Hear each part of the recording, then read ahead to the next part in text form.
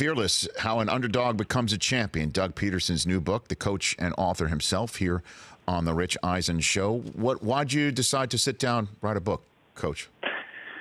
Well, you know, at first when the idea was brought to my attention, I was a little bit against doing a project, you know, of this magnitude, because it takes a lot of time, and it takes time away from, you know, family and work and things of that nature. But then I looked at it from the standpoint of, you know, I'm a very private person, my family and I, and we don't put our stuff out. We're not on Twitters and Instagrams and, you know, any of the social media outlets. So I felt like this would be a great way to sort of get my story out there, and people could get a glimpse of kind of who I am just a little bit, and you know, a little bit of my life story from, you know, sort of being an underdog, a backup, you know, role type quarterback throughout my career, and then obviously, you know, through the Super Bowl last year. So it was looking back on it, I'm glad I did it, and I'm excited for it, and you know, can't wait for people to read it and tell me what they think. Well, I mean, one of the stories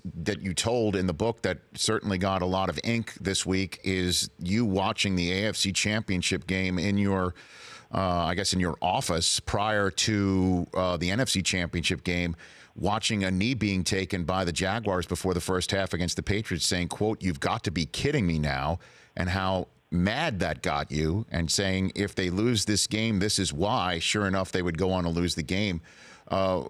Did you hear Doug Marrone's reaction, Coach? You know, yeah, I did, and I'll just say this. I mean, listen, everybody's different, and a lot of respect for Jacksonville. They had a tremendous season last year, and Coach Marrone and what he's accomplished and what he's done down there, and you know, obviously established a fine football team, and you know, it was just something that I saw, you know, just personally, and it just struck me that way, and you know, obviously, you know, I wanted to make sure that I was, for the Philadelphia Eagles, doing the best, and you know, and that was my reaction at the time. But listen, it's just too hard to win games in this football league, and you know, he obviously has a great football team, and it just hit me a certain way at the time. Well, it hit most of America the same way, to be honest with you, Coach. You know, I mean, and I know we've discussed, and it's been well established that you already had the Philly special teed up, maybe against for the Vikings that very day,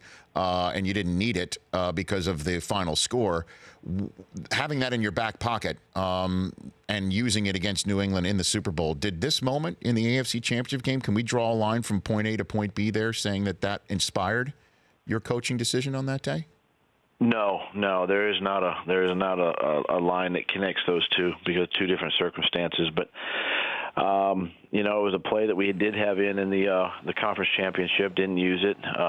And Frank Reich and I, my coordinator at the time, we said, hey, let's carry this thing over into the Super Bowl. You never know when you might need a play like that might spark your team, or, you know, spark the defense, whatever it might be. And it just so happened that we had the right time, the right situation, the right moment in that game to pull out the Philly special on a suggestion by our starting quarterback at the time. That's right. And it was just you know, executed to perfection, and give a lot of credit to our players. The Rich Eisen Show, weekdays at noon Eastern on Audience.